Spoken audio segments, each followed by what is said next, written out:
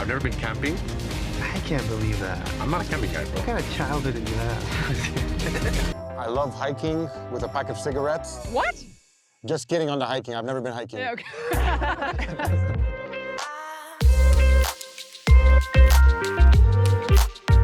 Welcome to the Eat Your Content podcast. I'm your host, Rich Herrera. Thank you for pushing play on my little podcast. I appreciate that. Just a reminder, follow me on socials at Rich Herrera and at Eat Your Content on Facebook, Instagram, TikTok, and wherever you get your social media feeds. And also make sure to like and follow on the podcast favorite choice and hit that bell icon so you know when things are coming up. We have been covering Top Chef Season 22 all season long. We just had the finale recently, and I am pleased to have Chef Massimo of Top Chef Season 22 with us. So close to Milan, Chef. We're going to talk a little bit about that, but I'm so glad to have you on the podcast. Thank you for taking the time. Glad to have you on. Yeah, super cool to be here. Thank you so much, Rich. Yeah, so I normally have a co-host for the Top Chef 22 recap, Chef Savannah Miller from Season 21. I don't know if you are familiar with her, but she says hi. Of course.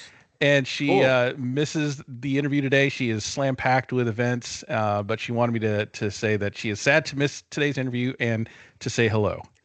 What's up, Chef?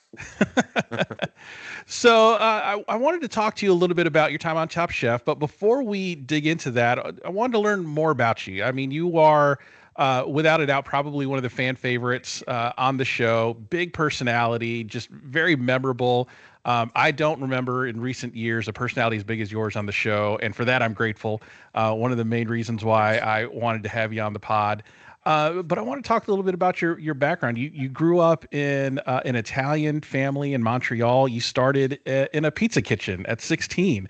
So how did that kind of launch you into your hero's journey of where you are today?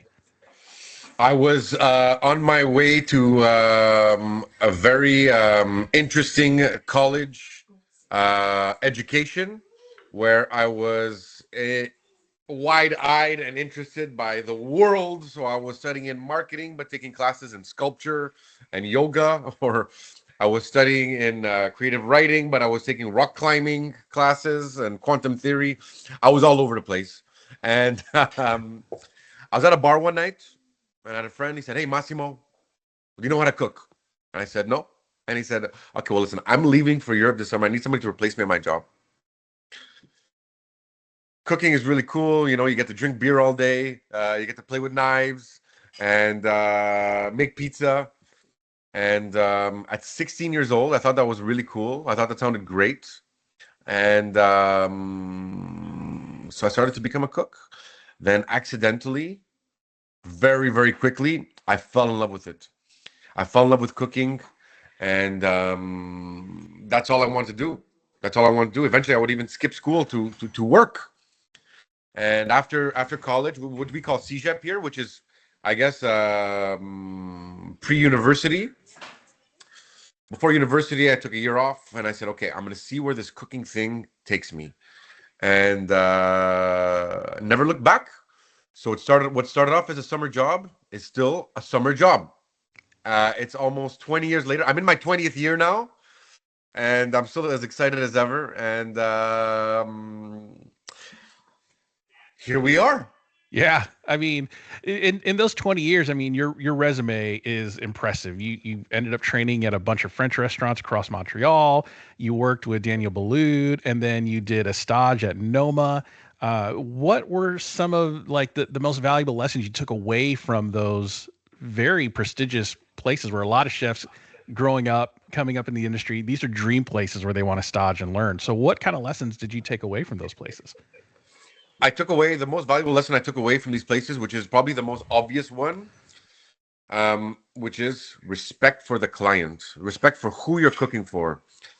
It sounds dumb, it sounds ridiculous, but sometimes, especially in fine dining, there's pretentiousness, and there's holier than thou mentality. Oh, the chef's always right. Well, no, the client's always right. It's all about the client. And at these restaurants, they go above and beyond to be ready for each individual.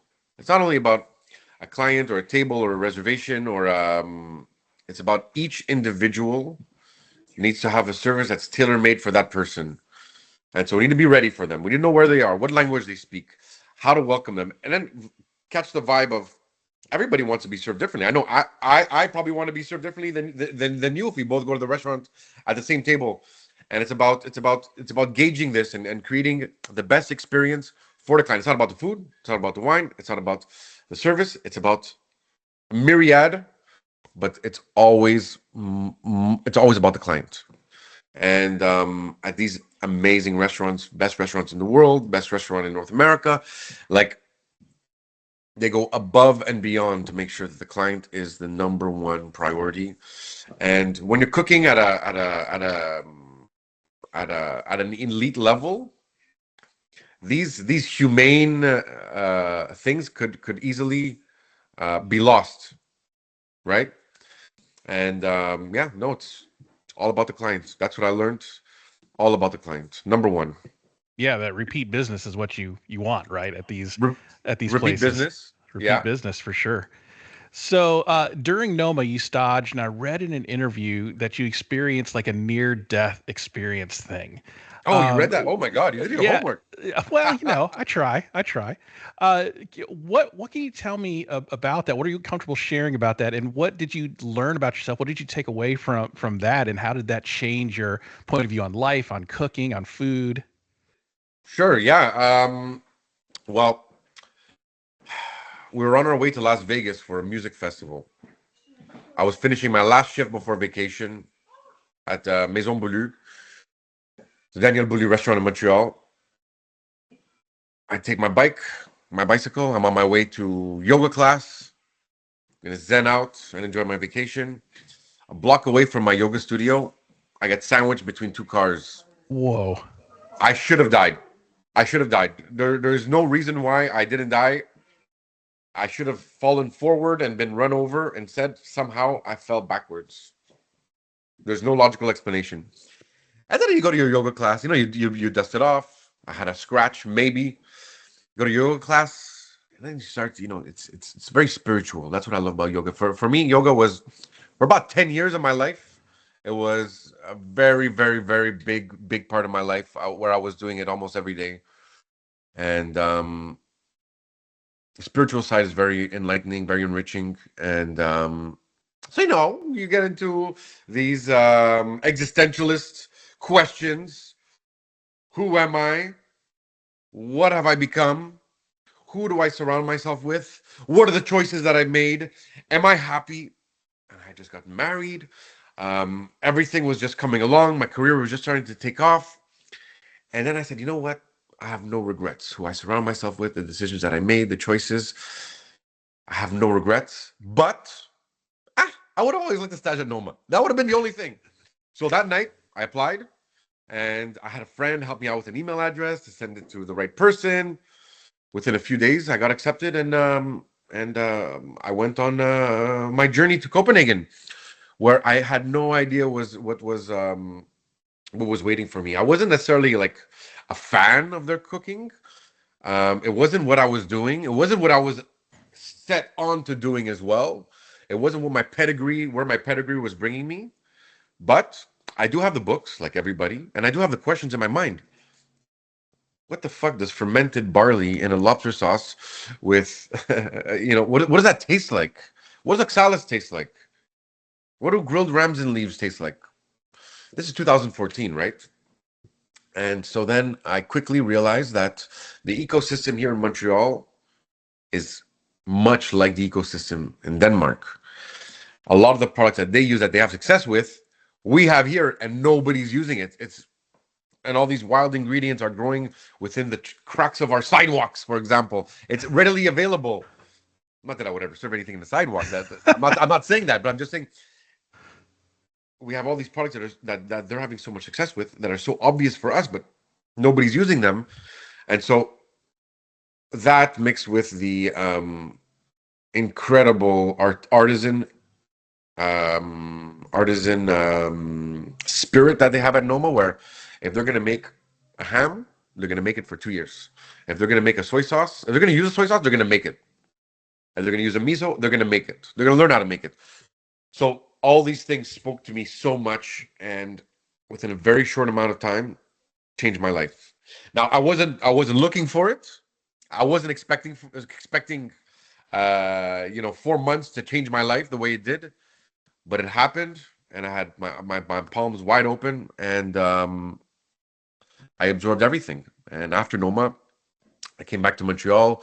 I got a head chef job at a restaurant that was along the same pages, that had a mission along the same page as Noma, something where um, I could work on what I was introduced to at Noma, and quickly developed one of the biggest fermenting programs in North America, and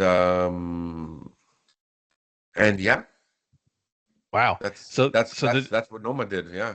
yeah, so the trajectory of your career took a hard right turn because of that accident. Had that not happened, you may not have even thought to do Noma. You probably would have gone on about your life doing whatever it was you were doing, and who knows where it would have been. It's like an alternate universe. There's a multiverse where Chef Massimo did not get in that car accident and is doing something else. And this one, you're launched a career in 2022. You opened up your own restaurant, Cabaret L'Enfer. Yeah, I mean it's a top one. It's a Canada's 100 best list very quickly. And that restaurant, your restaurant there has a lot of theater involved in hospitality. And how do you get those two to mesh? What was your conceptualization of trying to make your restaurant what it is? I think the number one thing that puts our restaurant, that puts our food above another restaurant, is it's a completely open kitchen concept. We're serving people right in front of them. The inspiration was omakase, the way omakase restaurants are designed. Biggest inspiration is, of course, also, as well as omakase, Brooklyn Fare, Chef Table Brooklyn Fare, or Cesar Ramirez, who I had the pleasure to meet a few weeks ago, where it's a long counter. Diners are on the other side.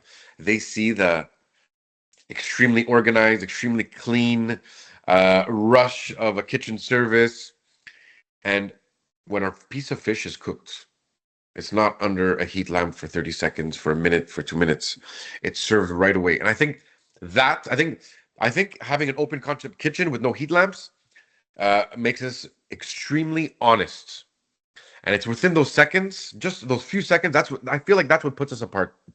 Aside from that, it's nice to be around people. It's nice. Me personally, I don't know if you've noticed, but I'm particular. No, not at all. I You know, can't picture it at all. I can't be closed off in walls. I need a few windows. I need to see outside. I need to see people. And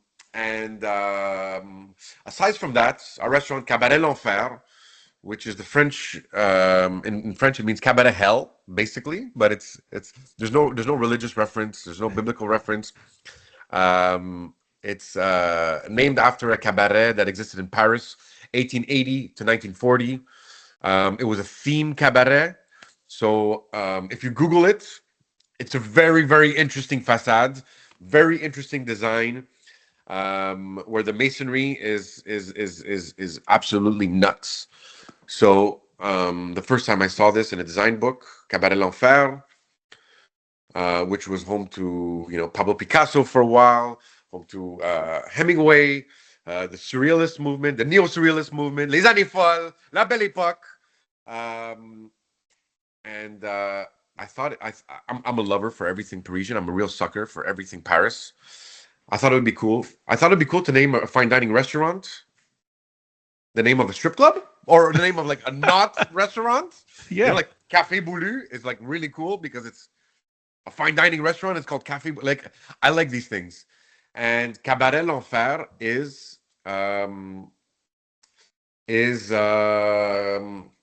impactful as a name. Now, it's also the smartest thing I've ever done because it was a natural selection of my clientele. Because as you can imagine, Rich, Cabaret Hell is the name of a restaurant that could insult people, could offend people. It could make people say, oh, no, I'm never going there. Well, the good news is those people, I think, are the difficult diners. And the crazy ones that are my clientele that said, yeah, Cabaret Hell, yeah, let's go tomorrow. Well, those end up being actually pearls, incredible people, wonderful people that are just looking for a good time, that there's a lot of mystery around the restaurant, which I like. And they're saying, just a bunch of people saying, yeah, like, let's do it. Let's go have some fun.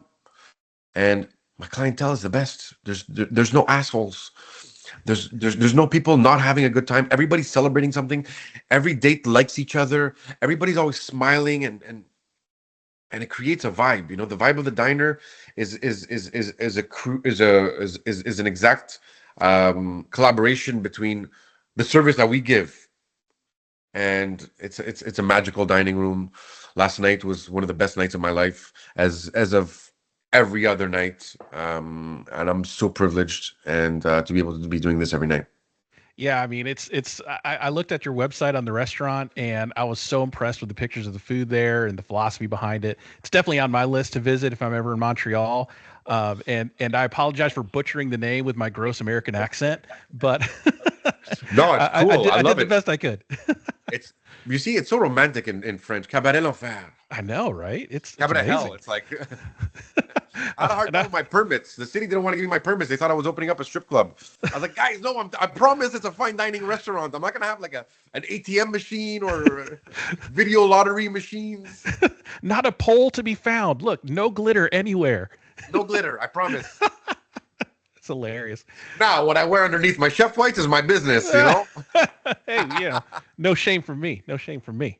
So let's fast forward. I mean, your career up to this point it could be the envy of any chef coming up in the business, but you decided to take on the additional challenge of Top Chef season 22. What inspired you to join that season? Were you, and because it was Destination Canada, every Top Chef season has kind of the local person as one of the contestants. Were you looking to be on the US version of Top Chef, or did you want to be on Top Chef Canada, or did it matter? So the week before I got the call from Top Chef USA, I got a call from Top Chef Canada, which I respect incredibly. But it was at a moment where I couldn't tackle on anything else, and I had to respectfully refuse. Mm. The next week, I got a call from Top Chef USA. I thought somebody was pranking me. And then I thought about it. I told them, I said, guys, listen, I just refused Top Chef Canada last week. Like, you see, like, I'm the only managing partner in my restaurant. So that's, in the morning, I do administration. In the afternoon, I do cooking. In the evening, I do running around. At service, I do service. At the end of the night, when every client is gone, I do accounting. Oh, wow. And like, it's a 7-day job, and I couldn't tackle on more. The summer was just approaching, but I got this call, and so I used to watch Top Chef USA. It helped me in my career. It gave me, when I was working in pizzerias, and I could name you not even 3 restaurants in Montreal or in the world, it gave me a beacon in the sky, somewhere to point to, somewhere to say, that's where I want to go. This Richard Blaze. Wow, I've never seen somebody that could express themselves artistically, creatively with this craft. I thought it was just tomato sauce, meatballs, and Parmigiano Reggiano. Wow. That is cool. I want to learn that. I want to go to a restaurant where I could learn those techniques. Gail, Tom, Padma, and now Kristen. These people have created such a strong community for food lovers, for foodies, and for chefs. And what they've done for the community is incredible. I respect them so much. So I couldn't say no to the opportunity of cooking for them every day. And that's really what it was. What it was I gotta go meet Gail. I gotta meet Tom. I gotta cook for Tom. The last full season that I watched was Kristen's season when she won. And I remember I was so impressed by her. And when you're young, you're dumb, and you're full of energy, and you're starting to get trained. You have a few tricks up your sleeve. You're watching Top Chef, and as a professional, you're putting yourself in that mind frame, like, oh, I would do this, so I would do that. And you're thinking, like, obviously, how would I do on this competition? How would I do? And during Kristen's season, I was like, I think I could do pretty good. And then I see the final, and I see her bust out these pastries. And even before that, I think there was something where she won with a pastry, and I'm like, fuck no, I'm so far away. I'm so far away. That's what I need to do. And then after that, I started doing stages in pastry shops for pastry chefs, and and that actually helped me be the rounded chef I am. And because of that, I have a background in pastry, and which I love. And so that's what Top Chef means to me. And so when I got the call, and it was not possible for me to do it. I made it possible. I was my partner had relocated to Montreal not long afterwards. I expanded my team with incredible people, and that gave me the freedom to leave for 2 months and do Top Chef, which was one of the most enriching experiences of my life. And if it would start again tomorrow, for example, if Top Chef All Stars would start again tomorrow at 9 a.m., at 6 a.m., whenever, if it would start in 1 hour, I would do it. I would drop everything and do it in a heartbreak. It was heartbreak. Do Heartbeat? everything in a heartbeat. Heartbeat is the idiomatic expression. Yeah, uh, I would do it again, 100%. It was so you learn a lot about yourself. You learn a lot about yourself. You learn a lot about yourself professionally, what you're able to do, what you're able to do in the time frame, the risks. Um, but no, like you learn. For me, it was very big spiritually. It was a very big impact spiritually. Yeah. I love that. I love that. And so hearing about your story, you say no to Top Chef Canada, you say yes to Top Chef USA. So if you were on Canada, you would have just been one of 15, 16 Canadians competing on the show. But now you're on Top Chef USA, the lone Canadian in Top Chef Destination Canada, representing not just Montreal but your entire country against a bunch of U.S. invaders into Canada for Top Chef. What did it feel to have kind of the country behind you? I'm sure rooting for you going into this iteration of Top Chef. I didn't really think about it. I didn't really think about like Canada rooting for me. I did think about one thing though, and this one is very important for me. It's how to represent being Canadian. Of course, now watching me on TV, I realize I have a French accent. I'm an Anglophone. It's so funny. But in Quebec, we're French. So you come Yeah. to my restaurant, I say bonsoir. Um, we're French. I'm Anglophone. My parents are from Italy. But one thing that needed to be conveyed was being Canadian. There's a hypocrisy about being Canadian. Unfortunately, I'm part of this hypocrisy, whereas I cook the food of the colonizers. You know, we're Mm, on stolen lands. There were genocides. mm. This land is borrowed. There were people before us that we owe everything to, that made these barren lands for 6 months fertile to feed a nation. And we owe it to our indigenous and First Nations communities to pay them the biggest homage, biggest respect. And this is the message that I was conveying my fellow participants. Whereas it's not just peace and love and being Canadian and missing a tooth and going to play hockey, and it's there is a dark part about being Canadian, and there is respect and homage that we need to share and that we need to pay tribute to. But our land is so beautiful. We have every elevation possible. We're surrounded by water. We have incredible soil that has been made fertile for us. We have great products, great produce, seafood, fish. Here in Quebec, we have everything that we need in terms of an ecosystem, in terms of seafood, meat, vegetables, volaille, things flying, you know. Um, and then after that, I think maybe the contestants thought, oh, a Canadian guy. Oh, well, I think an international reputation of Canadians is, they're very friendly, they're very nice, maybe a bit pushovers, right? And I think I'm a bit loud. maybe at times a bit obnoxious. I think those stigmas of what an international Canadian's reputation is, I think I may have broken all of them. But being Canadian is absolutely beautiful, and I think everybody saw that.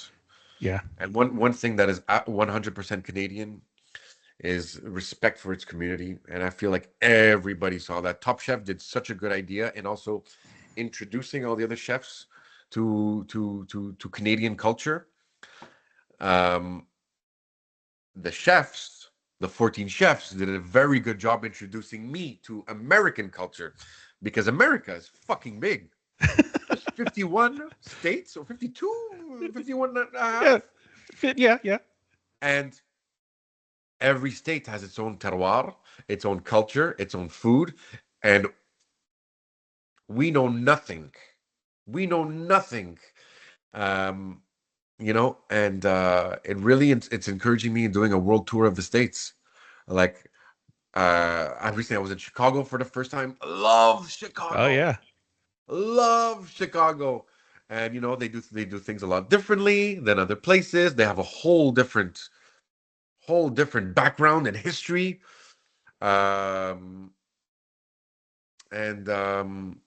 Yeah, so I feel like Top Chef did a good job at showcasing Canadian culture, but also the American chefs did a really good job at introducing me to what else is out there that I don't know about, that I need to go check out as soon as possible. Right now, let's go shoot the puck.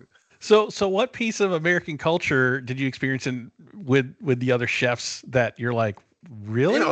You hear them talk about food, and they're saying, San Antonio, we do this like that. Oh, well, no, in Houston, you never do that like that. You do it like this. That's the only way to do it. Oh, well, in Dallas, that same thing. We do it and every little Pittsburgh, we don't do it like this. We do it like that. No. In Philly, I've been to Philly. Philly, we do it Yeah. They're and everybody's on the same. There's a lot of my culture that's missing from not knowing the States enough. I mean, we as Americans get a lot of flack for not traveling internationally enough. Like we're 100%. But you travel across America and you go to a different section of the country. It could be literally a different country. And even in Florida, where I'm from, I'm in northern Florida, which is kind of the South. But the further south you go in Florida, you're going into Spanish territory.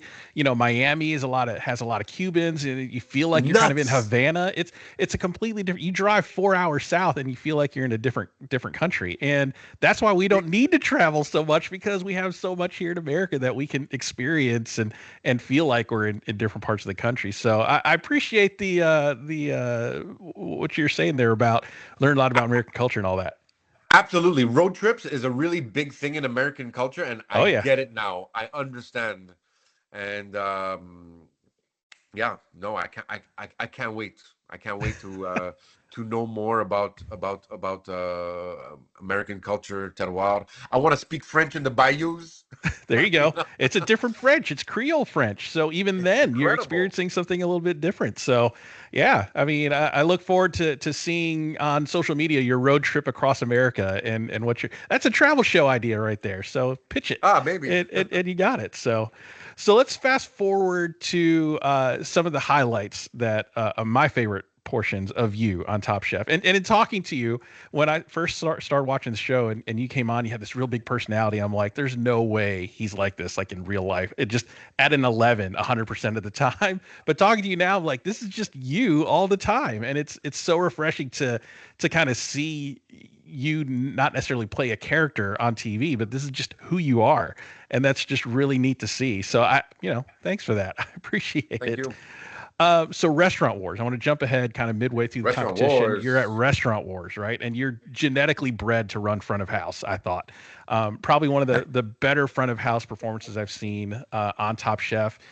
You got a little bit of flack from Janet Zuccherini saying it was too casual. I mean, you did the kneel down thing at the table, which personally as a diner I love. It makes that interaction much more personal. But Zuccherini was like, "Yeah, you're too casual, man." And at first I was like, "That's not really a criticism more than it is like a personal preference." So watching that back, because I don't think she said that well, she did say that to you at judges table, but hearing that, what was kind of going through your head in terms of, what do you So mean? I know Janet. I love Janet. She's one of the people I respect the most in life. Like I mentioned on the show, if it wouldn't be for Janet, I wouldn't have started making the plunge to opening my own restaurant. She encouraged me. Mm. She was exactly what I needed. Um, Having said that, I have a picture that I'm pulling up. Okay, it's on Uh-oh. my phone. Sure. Yeah. I like to do service at eye level. I don't want to be looking down at people, talking down. I don't feel comfortable. Um, I like in my restaurant that's called Cabaret L'Enfer. Um,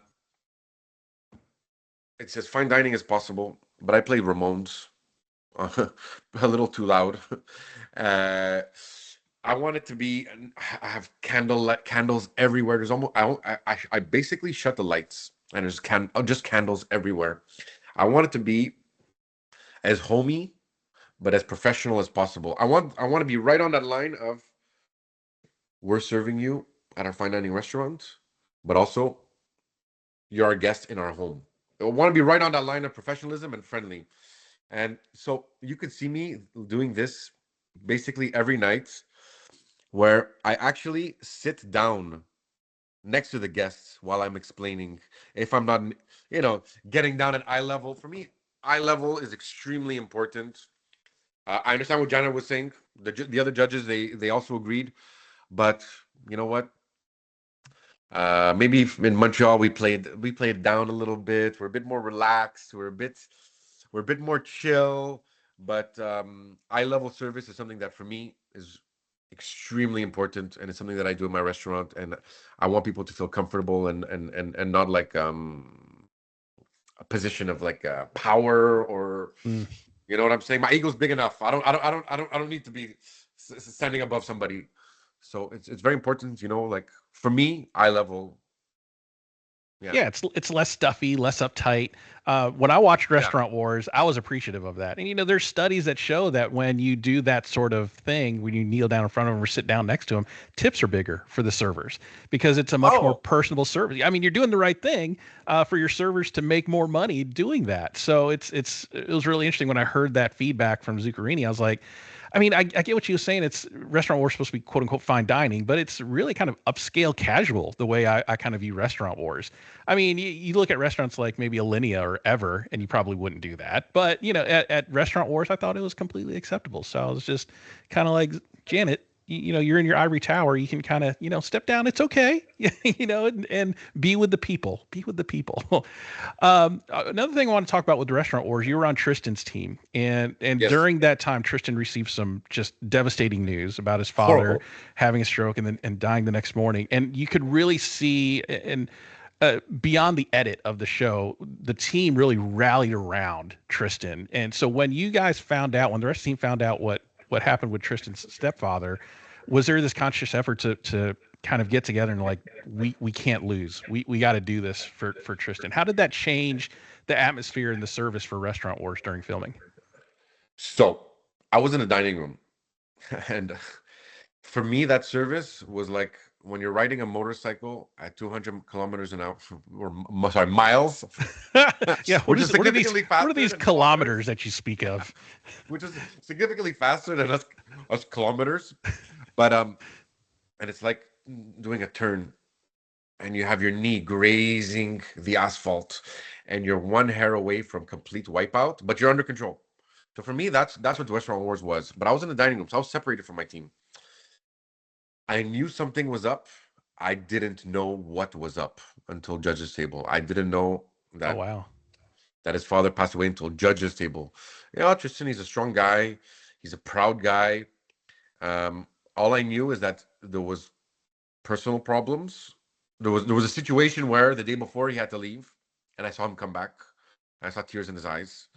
But you know, if it's me, I'm not talking about anything. I'm internalizing it, exploding inwards. I didn't know what happened exactly.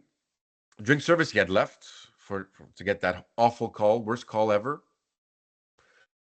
And I saw Lana and Vincenzo. They just fucking put it in overdrive. They put in overdrive and they just fucking pumped it out, and they rallied behind him, and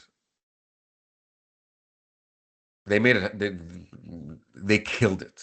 Lana and Vincenzo killed it, and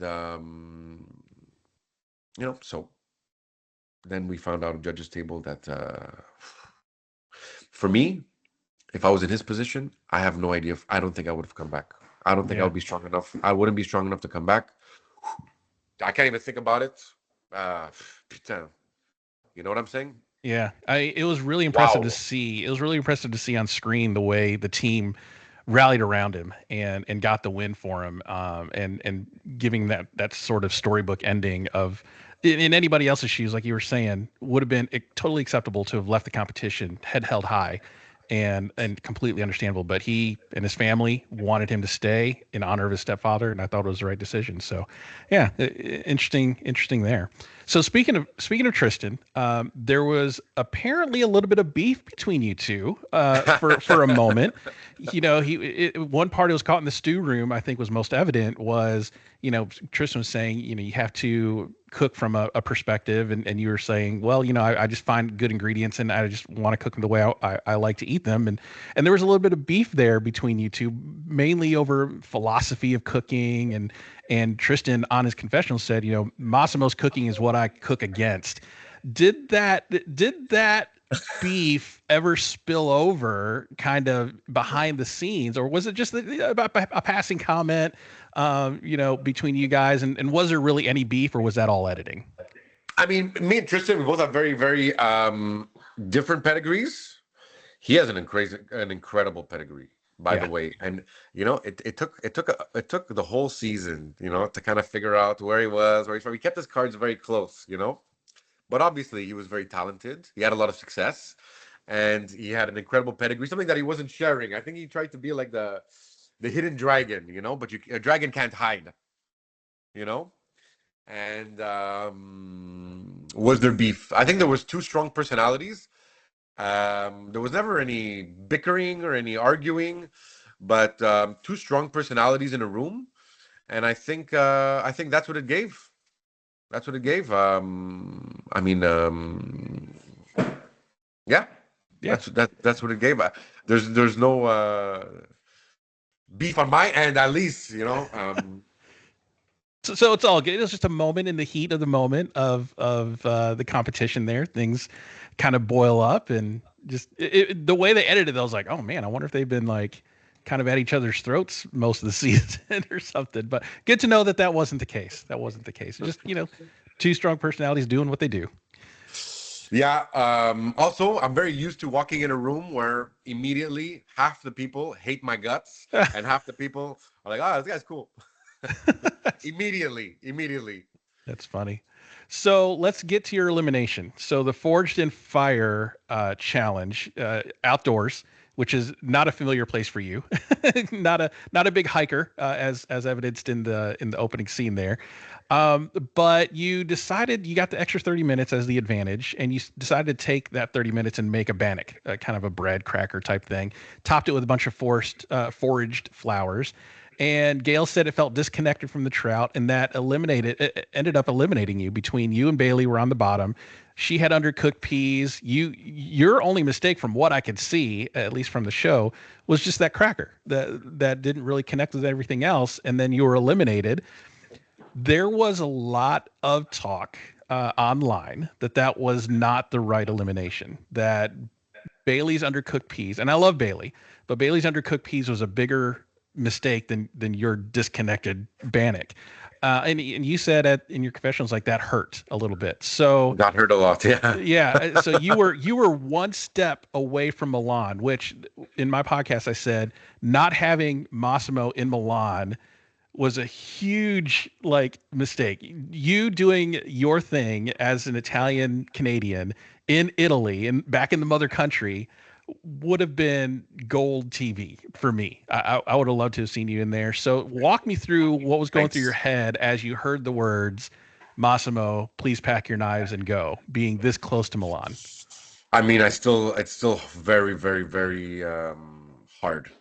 It's still very, very hard. I came back. I had no idea what happened. I said, you know what? Judges, they were right all season. I respect the judges. They say I got outcooked.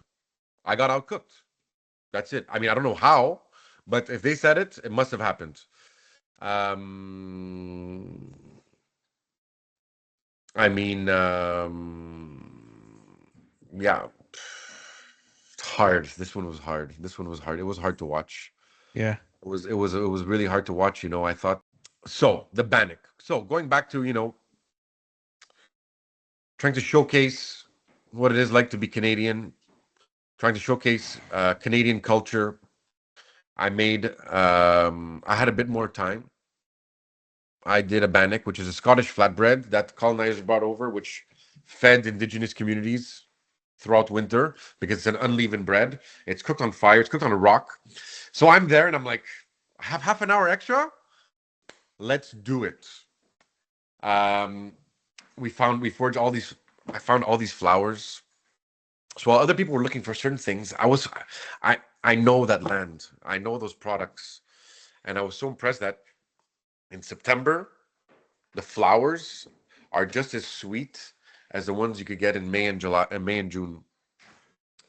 So I said, okay, we got to do a bannock with all these flowers and showcase the land and the terroir of the moment right now. This is incredible.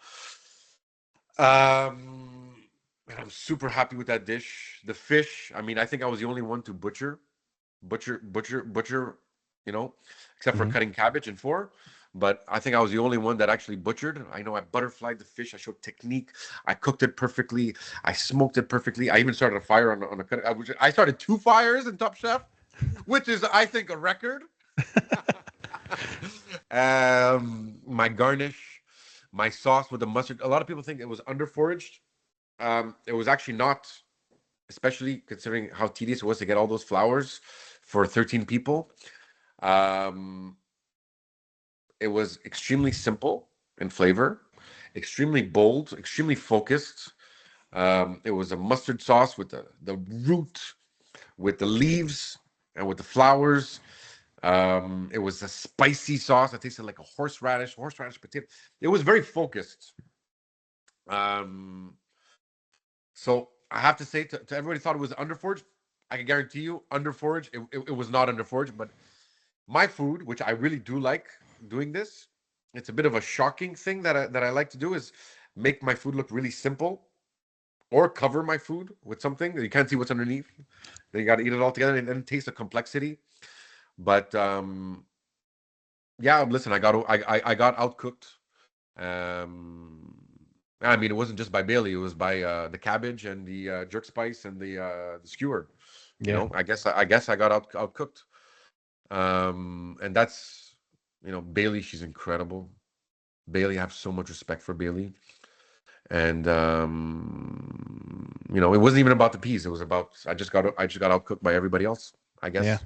Yeah. Yeah. When you're that close to Milan, I'm sure the thought of cooking that progressive 4-course dinner of your life was crossing your mind. What would you have done had you made it to Milan to the finals? What would your 4 courses have been? Um, my 4 courses, I did have a lot of it written down. Okay. I spent a lot of time alone in my residence, where I wrote a lot of menus for the finale, but I stopped. I started writing business plans. I wrote 4 business plans Oh without a wow. calculator. And and what would my 4 course be? I mean, I would if there would be time, I would do a pasta because pasta is Yeah. my thing. You have to know pasta is Yeah. my thing. But if I don't have enough time to do it properly, a stuffed pasta properly, I won't do it because it has to dry, to hold the shape, to have the crocante. You have to make the stuffing has to be perfect. These things they take time. If I won't have the time to do it properly, I won't do it. So, I'm either 100% or I'm 0. So on pasta, I never had a chance to do pasta. Well, no, I did a gnocchi, but that was a quick fire. That doesn't really count. Like a Yeah. stuffed pasta, like yeah, no, it definitely does hurt. I mean, I imagine to be so close and to lose it there. But so you said Top Chef, and I think a lot of chefs say this going on the show. Top Chef changes you as a chef. You go through this crucible of challenges from beginning to end, and you can't help but be changed by it. So, what things have Top Chef going through this process have you taken away from it? What have you learned? How has it helped you grow as a chef that you use today? So, to let things come a bit more organically. So the first two episodes, I had really good cooks. I had really, really good cooks, but I ended up at the bottom. And at first I didn't understand. Then I realized because, well, you know what? No matter what the challenges were, those two first dishes that I pulled out were going to be the first two dishes that I would pull out. They were ready to go, and it didn't, even if it didn't make sense in the challenge, I forced it. That's where I was wrong. Mm. And so to let things happen organically, but also to know yourself, to know what's realistic, to know what's realistic with my employees. Not to keep, I have that kind of toxic behavior where, okay, we're comfortable. Okay, let's elevate. Okay, we're good. Okay, let's elevate. Okay, we're good. Let's elevate. Oh, we can't make it. Okay, I'll sleep 2 hours less. I'll come 4 hours earlier by any means necessary. Right? Well, no, that's also not the right way to do things, and it's to be realistic, to know what's possible and then within what time frame. So I was busy with the restaurant, right? The only managing partner. Right now, the only partner. I don't have another partner. So I'm back at that. But I didn't have time to practice. So quick fires, which at first I had a bit of success. Towards the end, I did not. But quick fires was something I was concerned about because you know yourself within a day. You don't know yourself within 15 minutes, 20 minutes, half an hour, 40 minutes. Mm. I don't know myself within 3 hours. My food is not done within 3 hours. So also that was a very difficult thing to say, okay, well, how do I represent myself in what I do within this small time frame? What do you mean I don't have a week and a half to do a recipe? you know? and and so those are the things that I took back, and that's I'm running my business a lot more efficiently right now because of that, because of knowing what's possible, what's plausible, and what's not. Wow. Wow. So I want to, we're wrapping up our time here. So I want to give you the last few minutes. And what's the future for you? So has the competition bug bit you? Are you looking to get into more food competition shows? Do we see you maybe on Food Network in the future? Is that the goal now, or is the goal now to take this platform that I've been given on Top Chef and expand my business? What's the future look like for Massimo? In terms of business, there's not much I can handle more than what I'm doing right now, unless I'm surrounded differently. But definitely, Top Chef All Stars is something that is every email I write to anybody or message I write to anybody that has anything to do with Top Chef, I remind them. By the way, I'm ready for Top Chef All Stars. It would be a crime if you weren't on that. I need to see this through. In my life, I've always gotten very close to a promotion, very close to a romantic relationship, very close to a job offer, very close to so many opportunities. I used to do competitions, and I always got close, but I never got it.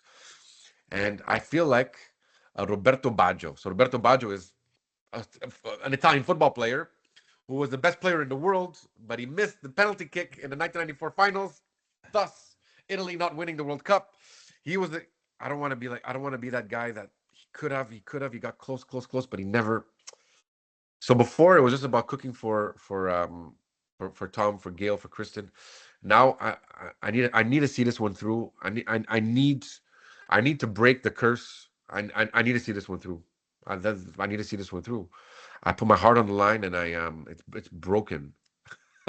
So But redemption is in the future for you. yeah. I guess redemption, and I also, it was an investment for me. I learned so much in Top Chef that I can't just never do Top Chef again. Like I gotta use what I've learned, And I'm working with a few people for some ideas about some nonprofits. As much as I'm into the restaurant business, there's a few political things that I believe in to help society that I want to get into without getting too much into detail. Yeah.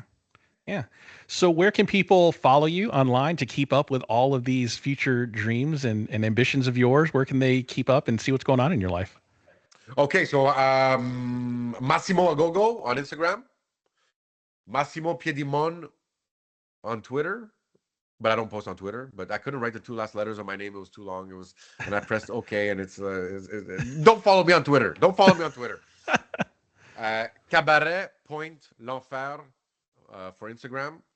I'm thinking I'm getting an OnlyFans, and calling it food porn, where I'm just eating a bowl of spaghetti. That's a thing, man. That's a thing. I don't know, saying. maybe. Hey. But it's not launched yet, and that's it. That's it. Cabaret L'Enfer. I'm there every day. Nice. Well, Chef Massimo, I want to thank you so much for your time and sharing some behind the scenes stories of your life and of being on the show. It was an honor and a pleasure to have you on. Folks, just a reminder, follow me on socials at Rich Herrera, at Eat Your Content on all social media. And to make sure, if you liked what we were doing today, leave a comment, leave a 5-star review. I'd appreciate that. Chef Massimo, again, thank you so much for your time. It was so awesome to watch you on the show. And if an all-star season comes around, I definitely hope you are on there. Like I said, it'd be a crime for you not to be on there. But thank you so much for your time this morning. Rich, thank you so much. Means a lot. I can stay here all day with you. We could crack open some beers. But heck yeah. You got a busy day. I get it. Thank you so much.